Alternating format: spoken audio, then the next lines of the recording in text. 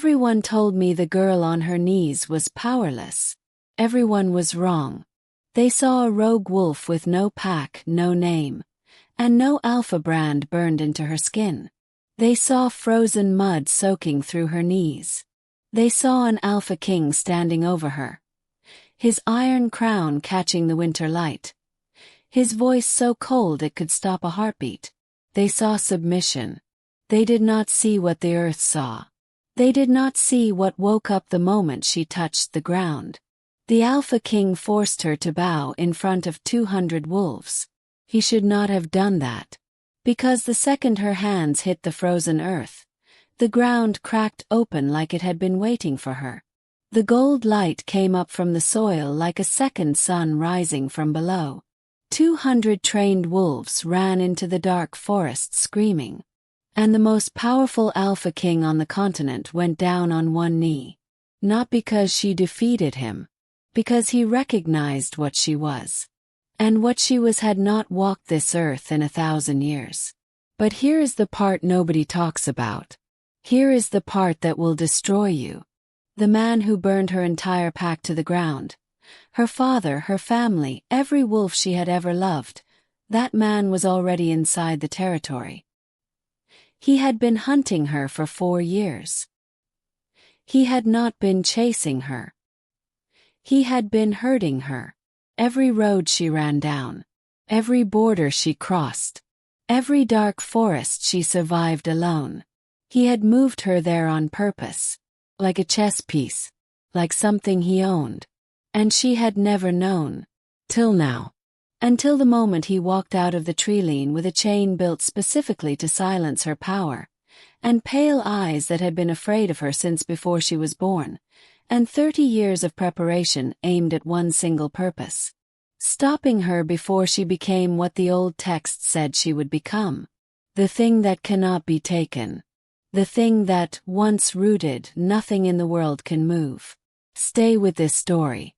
Because the twist does not come at the end. It comes the moment you understand that the king who forced her into the mud and the goddess who cracked the earth open were never enemies. They were two halves of the same ancient power.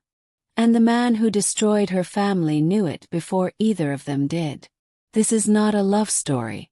This is not a revenge story. This is the story of a girl who spent 4 years keeping her hands off the ground because she was terrified of what she was. And one brutal, frozen, impossible moment when she finally stopped running. And chose to kneel. On her own terms. Do not skip this. You will not forgive yourself. Because the last line of this story will stay in your chest for the rest of your life. And you will not see it coming. Nobody ever does. The mud was freezing. It soaked through my knees the moment they hit the ground. Cold as a grave, thick as shame. The entire pack stood in a circle around me, their breath rising in white clouds against the black winter sky. Pine and blood. That was all I could smell, the sharp, ancient scent of the forest mixed with something metallic and wrong. My hands pressed into the earth, fingers curling around frozen roots, and I felt the ground tremble beneath me like it was afraid of what came next. Lower. His voice was not loud. Did not need to be. Alpha King Kale's voice was the kind of sound that moved through bone before it ever reached the ear. Deep, deliberate, designed to make the world obey. I raised my eyes to him instead of dropping them. That was my first act of war. He stood 6 feet and something terrifying, dark hair whipped sideways by the mountain wind. His gray eyes the color of a sky that had already decided to storm. The silver crown of bones and black iron rested on his head like it had grown there. Like power was simply his nature, his oxygen, his right. I said lower, rogue. The word hit me like a slap. Rogue. Stripped of pack, stripped of name, stripped of everything but the fact that I had wandered onto his territory with no invitation and no alpha brand burned into my skin. Around me, 200 wolves waited. I could hear their heartbeats. All of them at once, a drumline of anticipation, because they had never once seen a rogue refuse the king. I did not lower my head. Something shifted in Kale's jaw. A muscle tightened beneath the sharp line of his cheekbone, and his eyes, those terrible gray eyes, narrowed to the kind of focus a predator reserves for something it cannot yet categorize. "You are on your knees," he said slowly, like he was explaining mathematics to a child. "Bow your head, or I will break your spine and let you heal in the dirt." The threat was real. I had seen him do it. 3 months ago, at the border of the Eastern Ridge. He had snapped a rival beta's spine with one hand and watched with absolute calm as the wolf screamed and convulsed and eventually, slowly healed. He did not enjoy it. That was somehow worse. He simply considered it maintenance. My fingers dug deeper into the frozen earth. The cold shot up through my palms, up my arms, into my chest, and then something answered it. Something beneath the ground. Something that recognized me. Vibration. Low and ancient, like a frequency the human ear was never built to process. But I felt it in my teeth, in the hollow behind my sternum, in the place where my wolf lived. My wolf, who had not spoken in 4 years. My wolf, who had gone silent the night my original pack was slaughtered, and I had survived by doing something I had never told another living soul. "Last chance," Kale said. He took one step forward. The crowd parted for him like water parts for stone. He crouched down in front of me, actually crouched, bringing himself to my level, and I understood immediately that this was not mercy. This was the predator getting close enough to see the whites of the prey's eyes. His scent hit me like a wall. Cedar and iron and something electric like the air before a lightning strike. His eyes searched my face with the focused intensity of someone trying to find a lie. "What are you?" he murmured. Only I could hear it. The question surprised me, because it meant he had already noticed something he could not name. "Bow," he said again, softer now. "Or I will find out the hard way." I looked at him. Really looked at him. Past the crown, past the cruelty, past the calculated power. And I said the only true thing I had said to another person in 4 years. "I am trying to protect you." Silence collapsed over the clearing like a physical thing. A beta behind me laughed, short, disbelieving, and Kale's expression did not change, but his eyes did. Something moved behind them. Something that recognized a warning when it heard one. "From what?" he asked. The ground answered before I could. Crack. Not an earthquake, something more deliberate than that, more targeted. A fracture that split the frozen earth in a perfect circle around my knees, exactly 6 feet in diameter, spider-webbing outward like the ground itself was trying to put distance between me and everything else. Steam rose from the cracks. Not because the earth was warm. 'Cause I was. Because whatever lived inside me, whatever I had locked behind 4 years of silence and running and survival, had heard the threat in his voice and had decided, finally, that it was done hiding. Kale shot to his feet. His second in command, a massive wolf named Drek, grabbed his arm, actually grabbed the Alpha King's arm, and yanked him back 2 steps. The crowd scattered. 200 trained wolves, warriors and killers and loyal pack soldiers. They ran. Not because they were cowards. Because every animal instinct they possessed was screaming at them to put distance between themselves and me. My wolf rose. For the first time in 4 years, she rose. And she was not the small, frightened thing I remembered from my childhood. The soft brown she-wolf who had curled against my ribs and whimpered when things got dark. She was enormous. She was white as bone. She was older than the word wolf. Older than this forest, older than the mountain, older than the lineage of Alpha Kings that stretched back 15 generations. She opened her eyes inside me and the world lit up gold. Not metaphorically. Literally. A pulse of gold light exploded outward from my kneeling body, washing over the clearing, over the running wolves, over the trees at the edge of the tree-line, over everything. And then there was silence. Complete, total, ringing silence. And in that silence, Kale stood alone. the only one who had not run. He stood 10 feet from me, chest heaving, crown slightly tilted, and his gray eyes were wide open for the first time since I had seen him. Not with fear. With recognition. Like something buried in his bloodline had just whispered an old name in his ear. My knees were still in the mud. I had not moved. But the mud was no longer cold. It was warm beneath me, and it smelled of pine resin and old power and something floral and impossible, like white flowers blooming in January, like a forest waking up from 1,000 years of sleep. I raised my head the rest of the way. I met his eyes. "I told you," I said quietly. "I was trying to protect you." Kale's jaw worked. He looked at the fractured earth around me, at the gold light still fading from the treeline, at the 200 wolves who had fled without a single order, at me, kneeling in the dirt of his territory with the power of something ancient and divine burning visibly beneath my skin. He looked at me for a long time. Then, slowly, something happened that had not happened in the 15-generation reign of the Alpha Kings. Kale went down on one knee. Not submission. Not defeat. Something older than both. The gesture of a warrior acknowledging something that outranks the word king.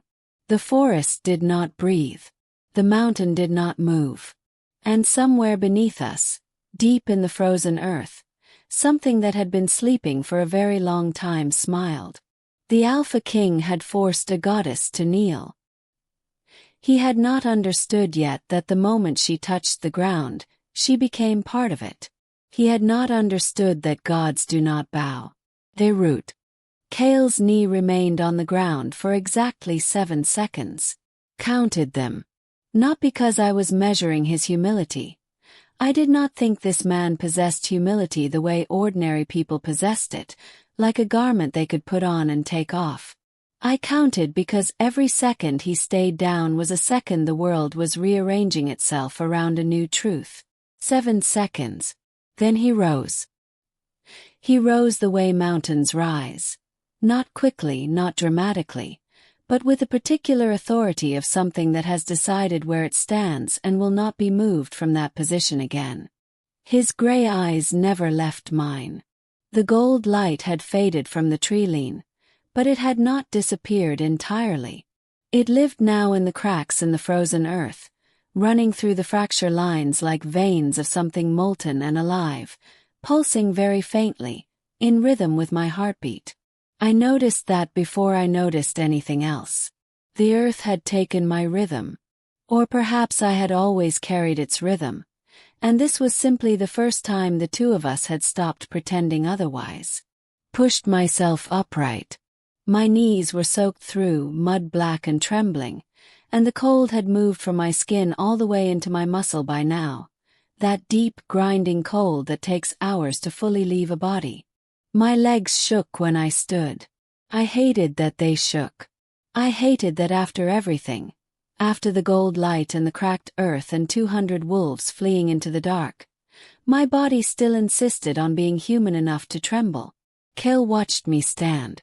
He did not help me. I did not want him to. But he watched, closely, carefully, with the focused attention of a man rapidly rebuilding a mental structure that had just been demolished from the foundation. "You are not a rogue," he said. His voice had changed. Not softer. Kale's voice did not do soft, I suspected, the way certain stones do not do soft, but it had lost the particular edge of contempt he had used when he said the word rogue earlier. It was now simply a voice stating a fact it was still processing. "I have been living as one," I said. "That is not the same thing." He studied me for another long moment. Behind him at the treeline I could see shapes in the dark. The wolves who had run. They had not gone far. They stood at the edge of the pines like soldiers waiting for the all-clear signal, their eyes catching the faint gold light from the cracks in the earth, glowing faintly amber and green in the dark. Watching. Waiting to understand what their instincts had made them flee from. "What is your name?" Kale asked. Such a simple question. Such a loaded one. My name had not been spoken aloud in 4 years. Not by anyone who knew what it meant, not by anyone who understood the weight it carried. Not since the night my pack burned and I ran into the dark and became no one on purpose. Names have power. I had learned that lesson in blood. Serafini, I said. Just the first name. Not the rest of it. Something moved across Kale's face. A flicker, fast as lightning, gone before I could fully read it. And I realized he recognized it.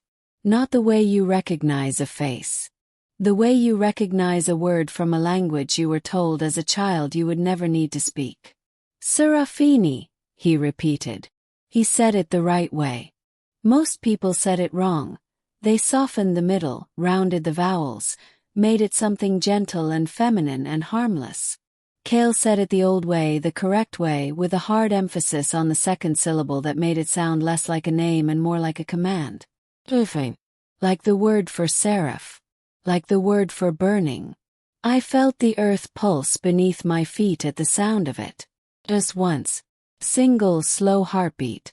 Where did you learn that pronunciation? Yes. My grandmother, he said. He did not elaborate. He turned away from me instead. Not dismissively, but with the deliberate movement of someone buying themselves a moment to think, and looked out at the wolves gathered at the treeline. He raised one hand. 2 fingers extended. Whatever signal that was, it worked immediately. The shapes at the treeline began moving back into the clearing, slowly, with a particular careful gait of predators who were pretending they had not just sprinted away in collective terror. Drek came first. Kale's second in command was the largest wolf in the pack in human form, broad as a doorframe, with a scar that ran from his left ear to his jaw like someone had tried to remove his face and partially succeeded. He stopped 6 feet from me. His nostrils flared. I watched him process my scent, watched the exact moment his body recognized something it did not have a category for, and I watched him master the urge to step back. He mastered it. Barely. She stays, Kale said. The words fell into the clearing like stones into still water. Drek looked at his king for a long moment. Kale. She stays. Not louder. Just final.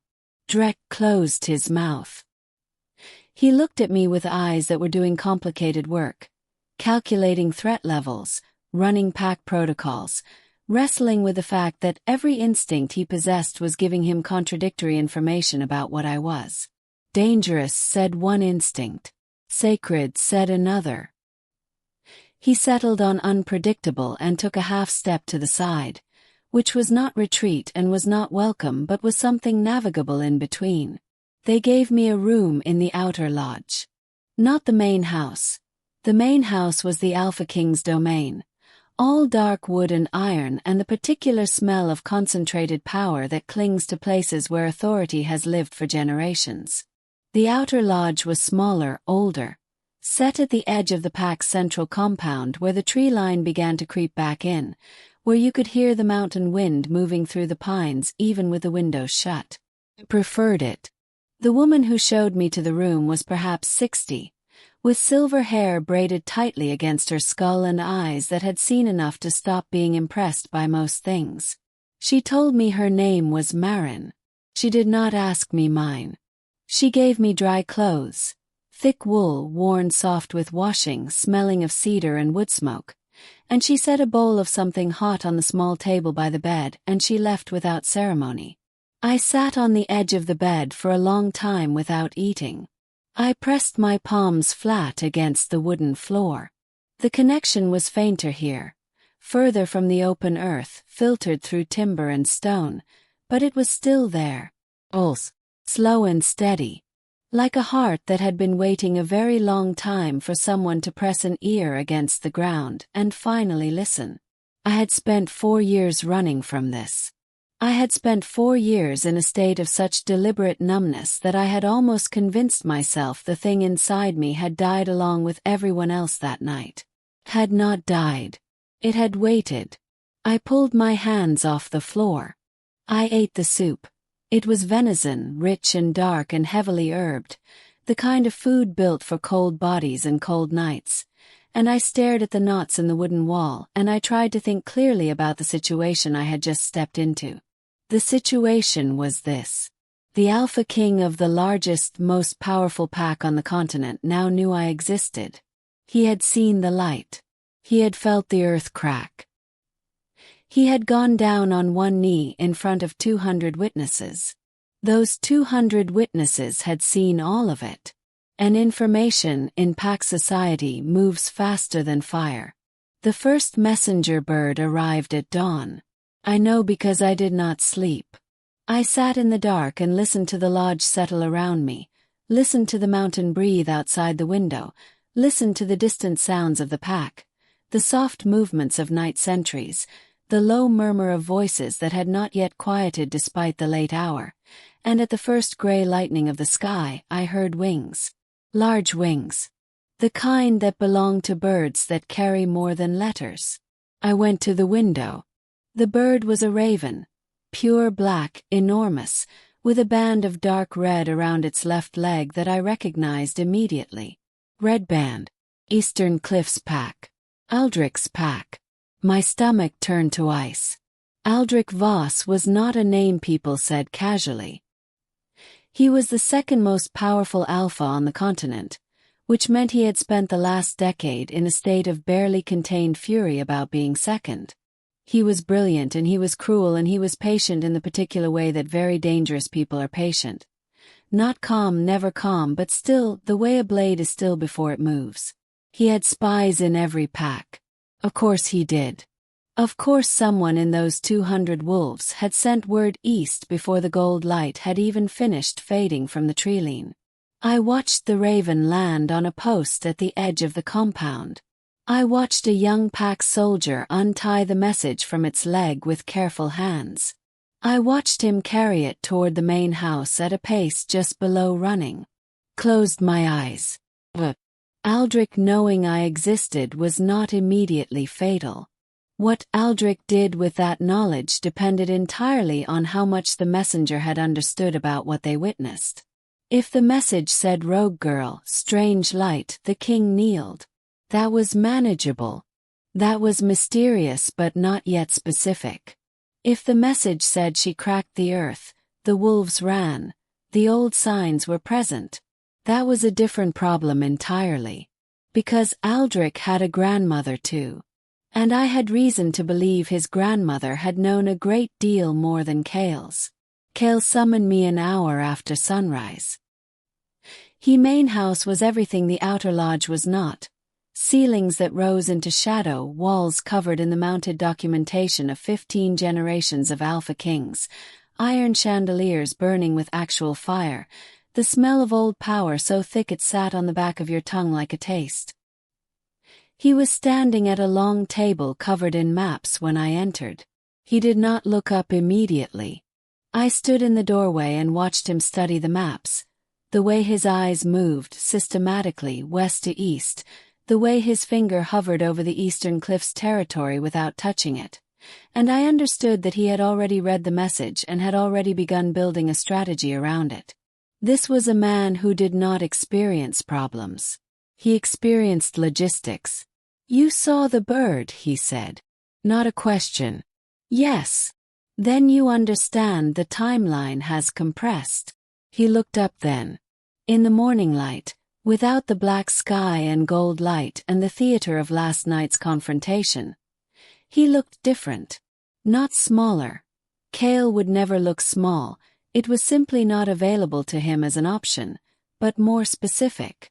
The bones of his face were sharp in the gray morning light, and there were shadows beneath his eyes that suggested he had not slept either, and there was something in his expression that was almost, not quite, but almost human. Aldrich Voss, I said. His spy was faster than I expected, Kale said. He said it without inflection, the way a chess player might note that their opponent had made a stronger opening move than anticipated. Not alarmed. Recalibrating. How much does his message say? Yes. Kale turned the message toward me across the table. I crossed the room and read it. It was short. A girl. Rogue. Strange power. Ground cracked, light came from her skin. The king kneeled. Old signs. Grandmother's signs. Come and see or come and take. My blood went cold. Grandmother's signs. Aldrich's grandmother had known the signs. Which meant Aldrich had been taught to look for them. Which meant Aldrich had been waiting. He will come, I said. Yes, Cale agreed. Or he will send someone worse than himself, which is more likely. I looked up from the message. Why more likely? Because Aldrich Voss does not leave the eastern cliffs for anything he is not certain he can take, Cale said. He will send scouts first. He will want to know exactly what you are before he commits himself. He is meticulous. He is afraid, I said. Something shifted in Cale's eyes. Not surprise, but the particular attention of someone hearing a correct analysis stated plainly. Yes, he said. He is afraid. And afraid men with power and patience are the most dangerous kind. I set the message back on the table. I thought about the 7 seconds Cale had spent on one knee. I thought about the way he had risen afterward. Certain, recalibrated, committed. And I made a decision about how much to tell him. Not all of it. Not yet. But enough. My mother was the last recorded vessel of the old growth, I said. I said it the way you pull an arrow out, fast because slow hurts more. Cale went very still. The word vessel moved through the room like a change in air pressure. Like a door opening somewhere that had been sealed for a long time. Your mother, he said carefully. Yes. And your father. I held his gaze. My father was the alpha of the Silverthorn pack. Cale was quiet for a long moment. The maps lay between us and the fire cracked in the iron grate, and outside the window the mountain wind moved through the pines with a low, constant sound like breathing. The Silverthorn pack was destroyed 4 years ago, he said. Yes, I said. I know. One more beat of silence. You survived. I survived, I agreed. Something moved across his face. Something complicated and layered. Too fast to fully read, but I caught the edge of it. He had known about Silverthorn. He had known about the destruction of that pack. Every alpha on the continent had known. It was the kind of event that sends shockwaves through the entire power structure. An entire pack gone in a single night, no survivors reported, no bodies claimed, no explanation that fully satisfied anyone who thought carefully about it. He had known. And he had not known there was a survivor. Who destroyed them, he asked. He asked it quietly. He asked it like a man who already suspects the answer and is asking anyway because he needs to hear it confirmed aloud before he allows himself to fully believe it. I looked at him. The same man who just sent you a raven with his grandmother's signs written in it, I said. The silence that followed was different from the other silences. It had weight to it. It had the particular density of a moment in which multiple large things are rearranging themselves simultaneously. Alliances, strategies, histories, the entire map of what is true and what the world has been operating on the assumption of. Cale looked down at the message on the table. He looked at it for a long time.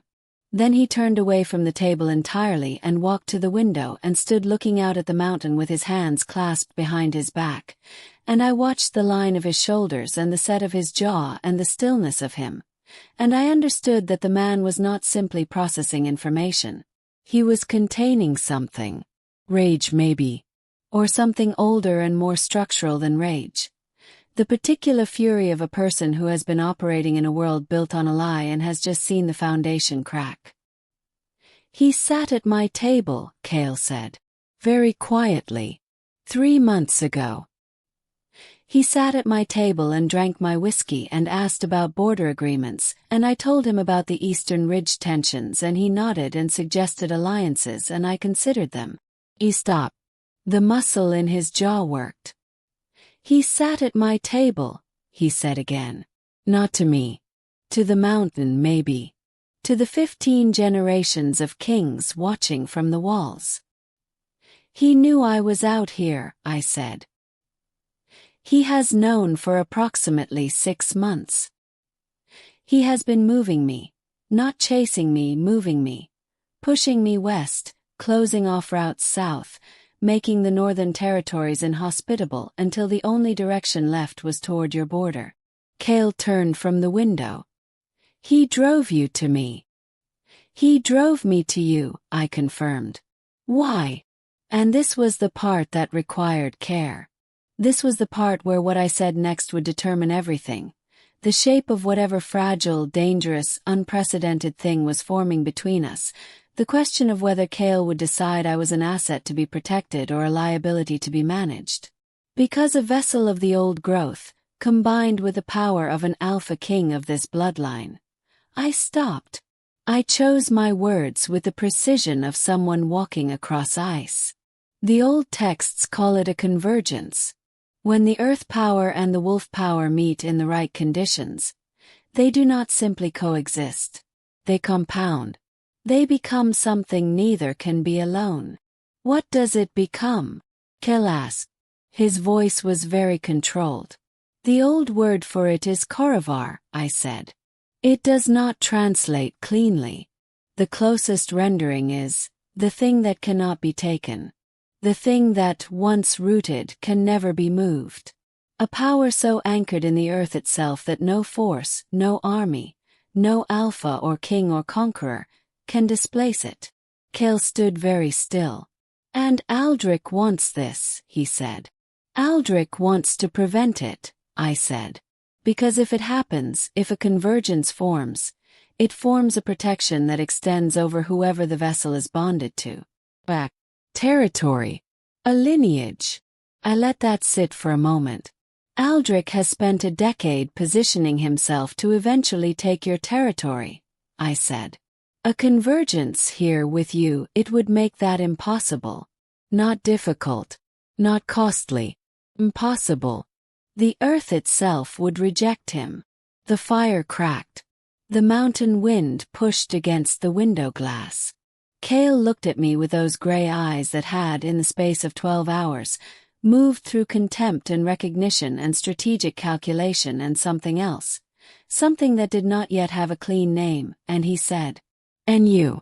What do you want?" The question surprised me. Not because it was unexpected, it was the obvious question, the necessary question, but because of how he asked it. He asked it like my answer mattered to him for reasons beyond strategy. He asked it like a man who had spent years making decisions about people based on what they were useful for and had just recently begun to wonder if there was another way to make decisions. I thought about the honest answer. The full, true, unarmored answer. I thought about 4 years of running. 4 years of sleeping in tree hollows and eating whatever the forest offered, and keeping my hands off the ground so nothing would feel me passing through, and report my location to the thing that was hunting me. 4 years of silence, of smallness, of deliberate invisibility, of the white wolf locked behind my ribs going quiet and still and patient as the earth itself. I want it to be over, I said. My voice came out rougher than I intended. I want to stop running. I want Aldrich Voss to answer for what he did to my pack, to my father, to every wolf who died that night because they were standing between him and something he wanted. I want to stop. Steadied myself. I want to put my hands on the ground without being afraid of what will wake up, I said quietly. The room was very still. Outside a raven called. Not the eastern raven, a different one, a mountain bird, wild and unaffiliated, its cry sharp and clean and echoing off the stone. Cale listened to it fade. Then he looked at me with an expression I had not seen on him yet. Not the calculating look, not the contained fury, not the strategic assessment. Something more open than any of those and more careful, like a man handling something he recognized as breakable and did not want to be responsible for breaking. Then stop running, he said. Simple. Stated. Like an order, but one given without the architecture of command. without the weight of the alpha voice, without the particular timbre that makes pack wolves' spines straighten involuntarily. He said it the way a person says something they mean. I looked at him for a long moment. I thought about trust, what it costs, what it requires, what it means to extend it toward a man who had, less than 12 hours ago, pressed me into frozen mud and told me he would break my spine. I thought about the earth pulsing beneath the floorboards, patient and waiting. I thought about Aldrich's raven and the message with the grandmother signs and the way Aldrich had spent 6 months herding me like a chess piece across a board I had not even known I was on. I thought about the white wolf behind my ribs, who had been silent for 4 years and had risen last night for the first time. Not in fear, not in desperation, but in recognition. Like she had known this place. Like she had known this moment. Like she had been waiting not just for safety but for this, for the specific convergence of earth and bloodline and power that the old texts described, and that 2 people standing on opposite sides of a map-covered table were slowly, carefully, beginning to build toward. If Aldrich sends scouts, I said, they will arrive within 3 days. The eastern cliffs are 40 miles and a mountain pass. In winter with fast wolves 3 days. 2. Cale said. He will use his fastest runners. He will not want to give me time to prepare. Then we have 2 days, I said. Cale nodded once. 2 days, he agreed. He turned back to the map. His finger moved to the mountain pass, the narrow corridor between his territory and Aldrich's, the only viable winter route, and he began to trace, quietly, methodically, the shape of a plan. I moved to the other side of the table. I looked at the map.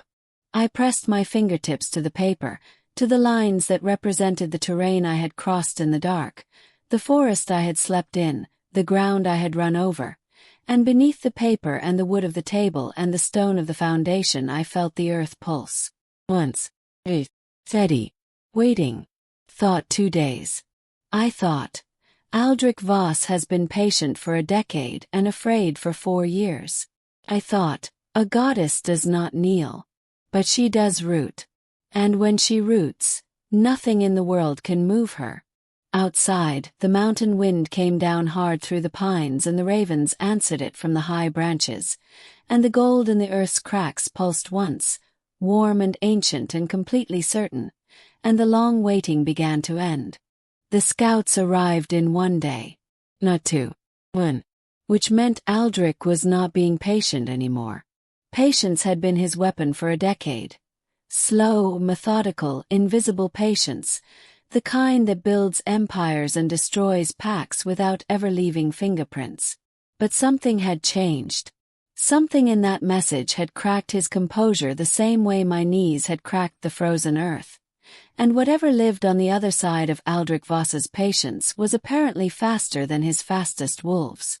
Drek found me at dawn, standing barefoot on the frost-covered ground behind the outer lodge with my eyes closed and my palms turned downward. I was not touching the earth.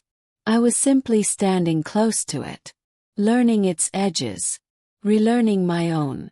3 scouts at the northern pass, Drek said. He had not yet decided how to speak to me. I could hear the uncertainty in it, the way his voice carried the residue of last night's fear and had not yet found a new register for whatever I was now. Only 3. Yes. That we can see. Open my eyes. The mountain was pink with early light, the pines black against it, the frost on the ground catching the color and holding it like something precious. How many we cannot see. Yes. Drek's jaw tightened. Cale says the pass has 12 entry points if you know where to look. And Aldrich's scouts know where to look. Yes. I looked at the mountain.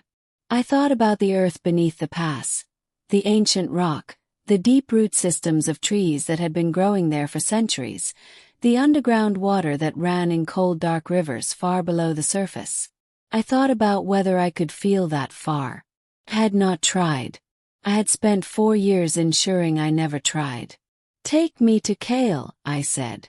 The war room had filled. Every senior wolf in the pack had gathered around the long table. Betas and enforcers and the old female strategist named Vera, who said nothing but watched everything with the focused attention of someone who had survived enough battles to know that the loudest voices in a war room are rarely the most useful. Kale stood at the head of the table. He had not slept. I could see it in the set of his shoulders. Not weakness, never weakness with this man, but a particular tautness, like a bow strung to its highest tension and held there. His eyes found me immediately when I entered. The room noticed. The room recalibrated. I was used to rooms recalibrating around me.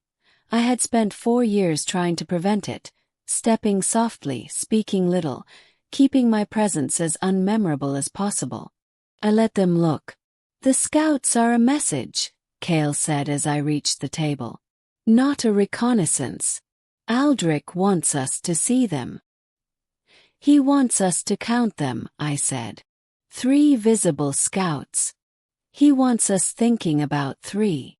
"While the rest come through the hidden entry points," Drek said. "How many in total?" asked Kale directly. His eyes stayed on mine. "My best estimate is 40. The room absorbed this. 40 wolves in Aldrich's pack meant 40 of his finest. The Eastern Cliffs did not send anything less than exceptional on a mission this specific. 40 exceptional wolves against Kale's compound, in winter, with the element of positioning already partially surrendered. The numbers were not good.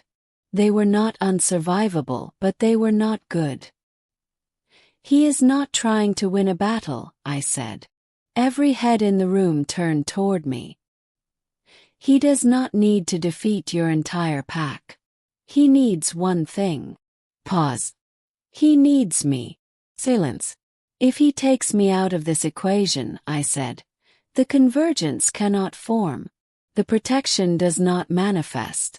His 10-year plan survives intact. He does not need to destroy your pack today. He simply needs to remove me from it." "He will not get near you," Kale said. He said it with absolute certainty, the way he said most things. Not as a promise but as a statement of established fact, as if the future were simply a territory he had already surveyed and found satisfactory.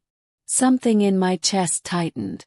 Something that had nothing to do with the earth or the power or the old texts and everything to do with the fact that no one had said those words to me, in any form with any certainty, in 4 years. "He will try," I said. "Let him," Kale said. They came at midday. Not dawn, the traditional hour for wolf attacks. Not dusk, the dramatic hour. Midday. Flat white winter light. No shadows to hide in. No dramatic sky to work against. Just cold and clarity and the crunch of frost-hardened snow under 40 sets of feet moving through the pine forest toward the compound. I heard them before the sentries called it. I felt them, actually.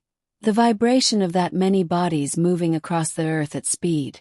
A particular tremor in the ground that my newly wakened senses read the way a musician reads a score.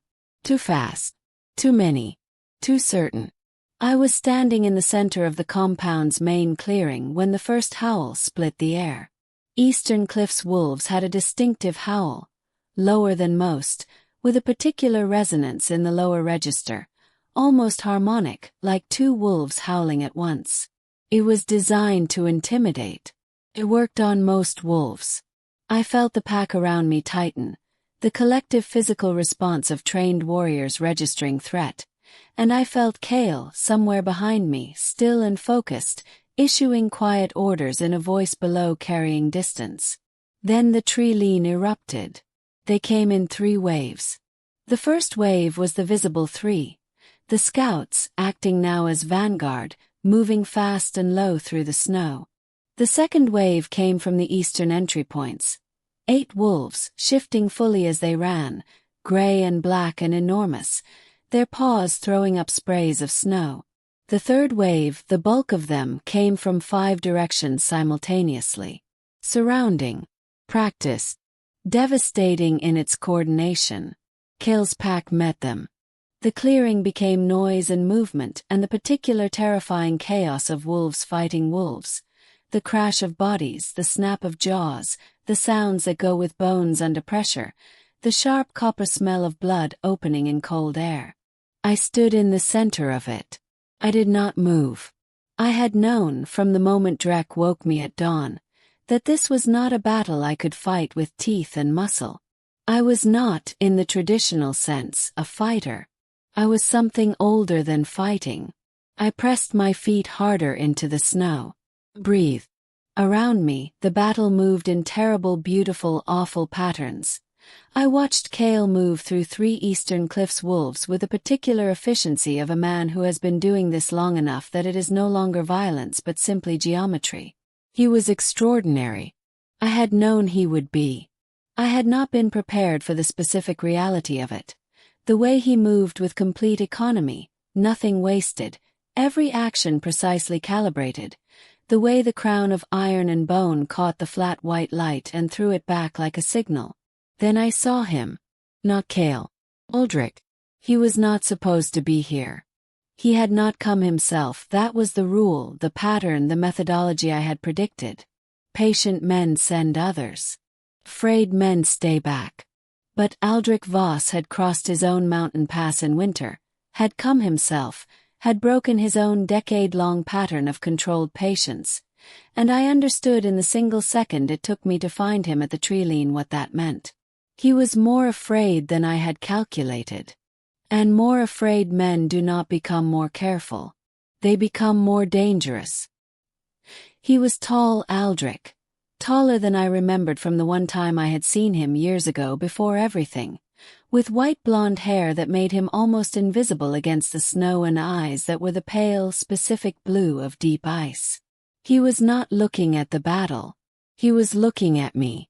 Directly, immediately, with the focused recognition of a man who had spent years imagining this moment. He began walking toward me through the chaos.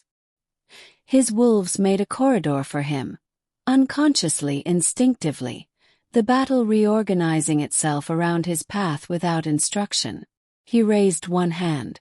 In it was a length of black iron chain, not decorative, not ceremonial, bound with something that glinted silver and smelled, even from 30 feet, of burned sage and old binding work. Suppressant chain. Alchemically treated. Designed specifically for the old growth power. He had come prepared. Of course he had. A decade of preparation. He had probably been carrying that chain for years.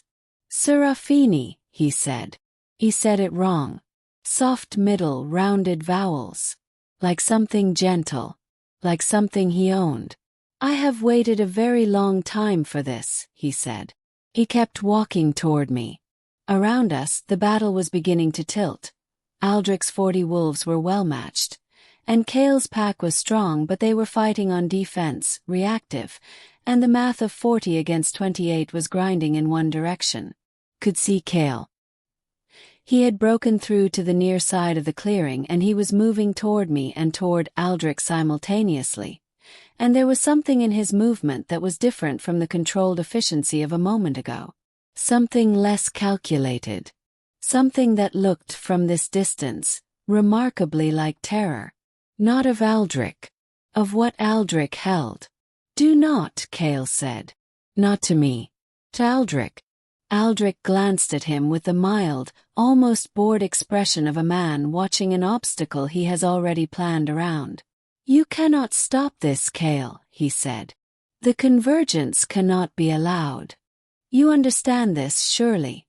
You are intelligent enough to understand that one person's power, unchecked, unbound, answering to no structure, no throne, no containment.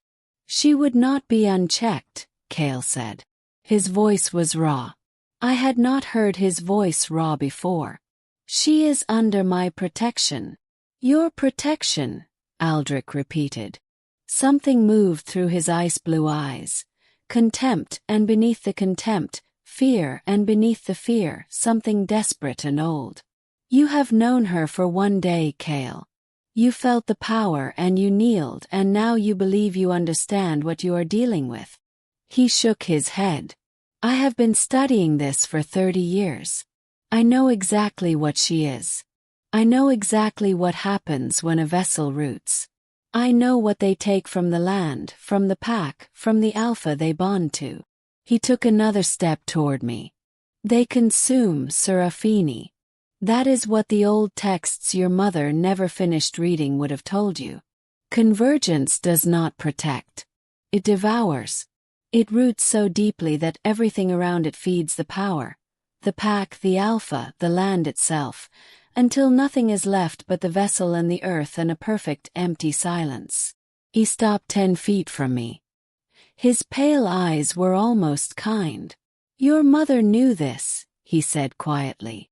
At the end, she knew what she was becoming.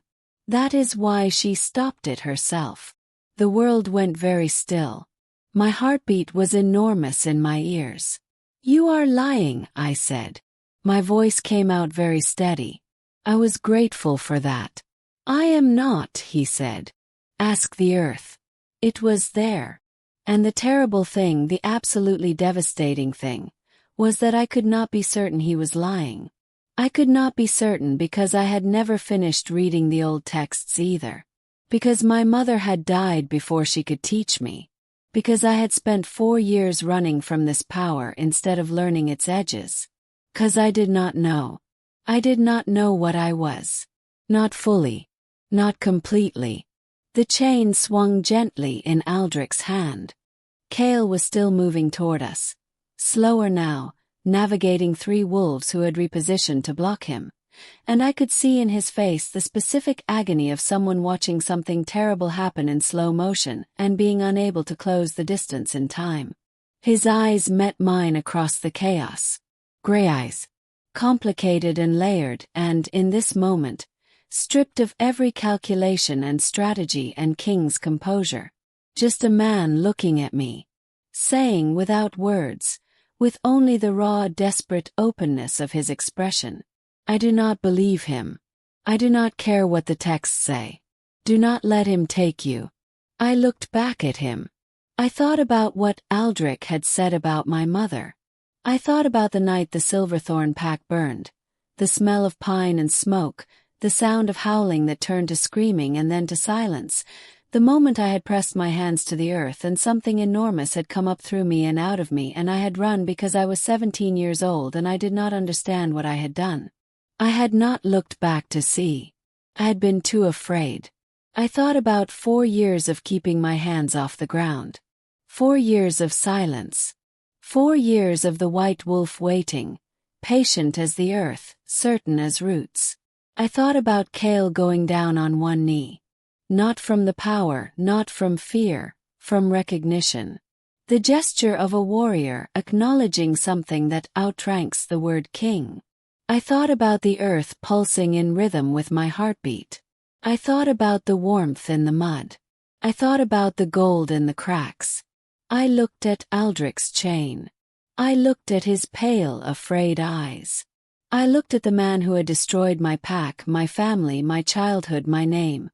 Who had spent 4 years hurting me like a piece on his board, who had come here himself in winter, with a chain forged specifically for my power. And I understood something. The thing he had described, the consuming, devouring, emptying vessel, that was not what the earth felt like when it recognized me. The earth did not feel hungry. Felt like reunion. Like something that had been separated from itself and was finally nearly whole again. Consuming things do not feel like coming home. He was afraid of what he did not understand. He had built 30 years of theory and preparation around a misreading. And I was done running from misreadings. I dropped to my knees. Not in submission. Not forced. Not with frozen mud and a king's voice pressing me down. I dropped to my knees deliberately, with full choice, with every year of running and hiding and surviving and waiting behind it. And I pressed both palms flat against the winter ground. The earth knew me immediately.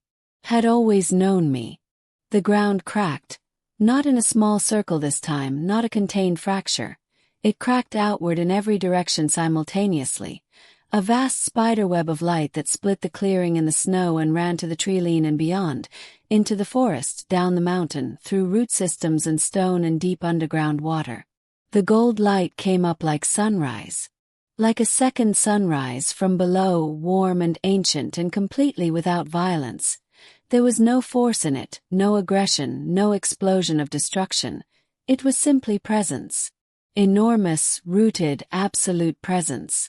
The kind of presence that does not need to push because it is already everywhere. Aldrich's wolves stopped. Every single one of them stopped moving simultaneously. Not from command. From the same instinct that had sent Kale's wolves to the tree-line the night before. That deep, wordless animal knowledge that recognizes something older than itself and responds the only way the body knows how. Stillness. Aldrich himself went rigid. The chain swung once, twice, and then he was no longer holding it the way he had been. His grip had changed, tightened, his knuckles white around the black iron. His pale eyes wide and locked on me. And I felt the thing he was afraid of. I felt it now, with my hands on the earth and the convergence beginning.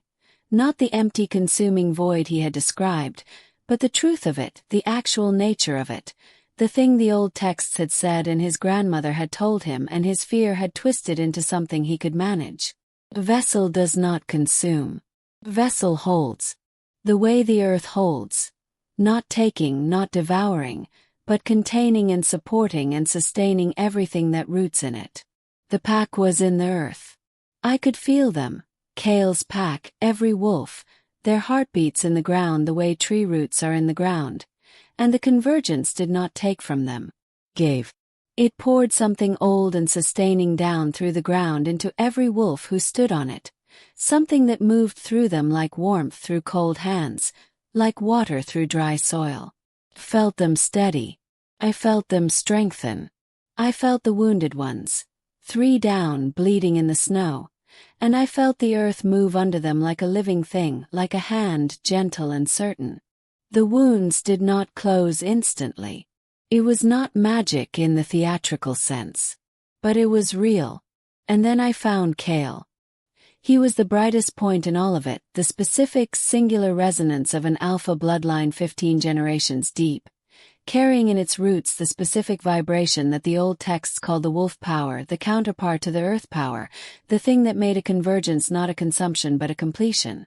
2 things becoming what they had always been meant to be together. I felt him feel it. I felt the exact moment the convergence touched him. Not through his skin, through the ground beneath his feet, through the roots of 15 generations of his blood. And I felt him go absolutely, completely still. Still the way the mountain is still. The way the earth is still. Not empty. Full. Aldrich screamed. It was not a battle cry.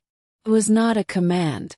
It was the sound of a man watching 30 years of careful fear-based preparation meet the reality it was never equipped to handle. He raised the chain. He came forward 3 steps, fast, certain. He was still going to try, even now, even against this, because men who have been afraid for 30 years do not simply stop being afraid when the thing they feared turns out to be different than they imagined. They try harder. He got within 4 feet of me. The earth said no. Not violently. The ground simply rose.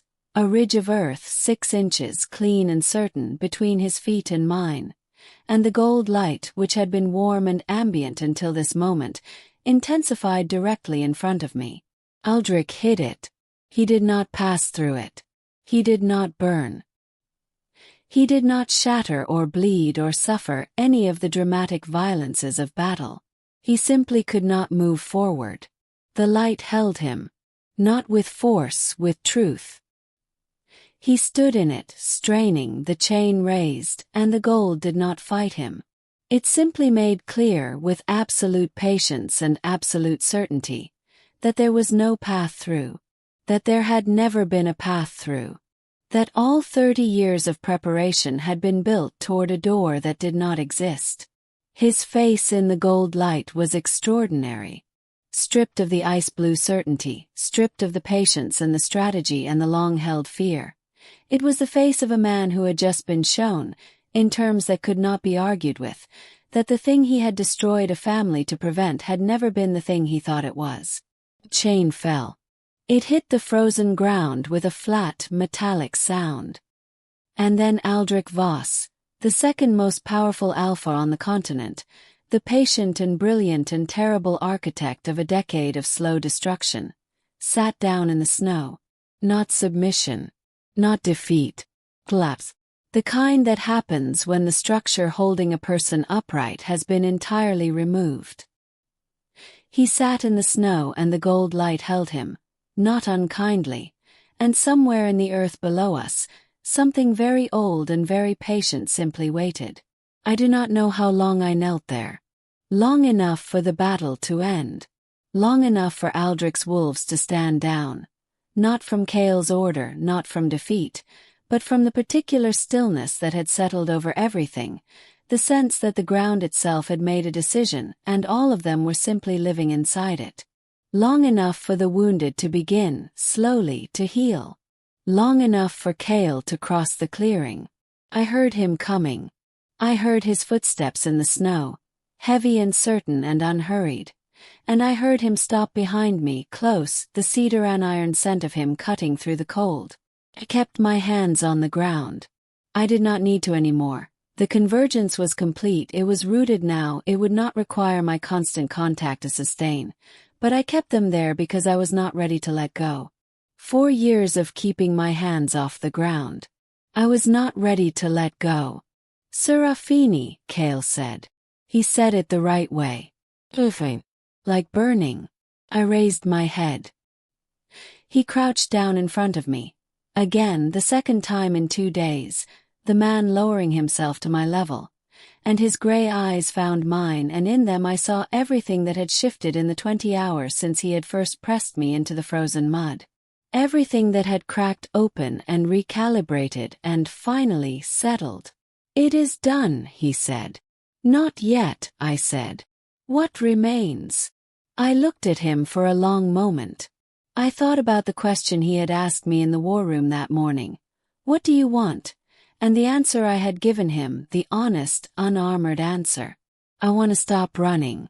I want to put my hands on the ground without being afraid. I thought about the fact that my hands were on the ground right now, and the earth was warm beneath them, and I was not afraid. "Nothing remains," I said. And for the first time in 4 years I meant it. Cale reached out. He did not grab or grip or command. He simply extended his hand, palm up, in the space between us. An offer, not an order, patient and open, and waited. I looked at his hand. I thought about trust. I thought about what it costs, what it requires, what it means to choose it. Not because you have no other option, not because you have been maneuvered into it by a decade of someone else's scheming, but because the earth beneath you is warm and the gold light is steady and the man in front of you said she stays with a certainty that had nothing to do with strategy. I lifted my right hand from the ground. I placed it in his. The gold light, which had been everywhere, gathered. Not dramatically. Not with the thunder and spectacle of the night before. It simply gathered, soft and certain, into the space where our hands met, warm as deep earth, steady as old roots, permanent as the mountain at our backs. The earth pulsed. Once. Final. Like a heart finding its rhythm. Like a story finding its ending. Like a goddess who had kneeled not in defeat but in choice, who had pressed her hands to the cold ground not in surrender but in claiming, who had discovered that the thing she feared was not a consuming void but a homecoming, finding at last the ground on which she would never have to run again. They will tell this story for generations. They will tell it in the way that true stories are told. Not to entertain, but to remember, not to impress, but to instruct. And the version they tell will not begin with the Alpha King and his iron crown and his voice that moved through bone before it reached the ear. It will begin with a girl on her knees in frozen mud. Because that is where the real story started. Not in the gold light. Not in the cracked earth. Not in the convergence or the old texts or the ancient power that had waited 4 years in the chest of a 17-year-old survivor. In the mud. In the cold. In the particular courage of a person who has been running so long they have forgotten what stillness feels like, choosing against every instinct built by years of survival to stop, to press their hands to the ground, to let the earth remember their name. They forced her to bow. They did not understand that when a goddess touches the ground, she does not submit to it. She becomes it. And the earth, which forgets nothing, which holds everything, which has been here since before the first wolf howled at the first moon, the earth held her. As it always had. As it always will. As it was always going to. Because the ground does not kneel. Endures. And everything planted in it. Every root, every grief, every girl who survived what should have destroyed her, endures with it. Forever.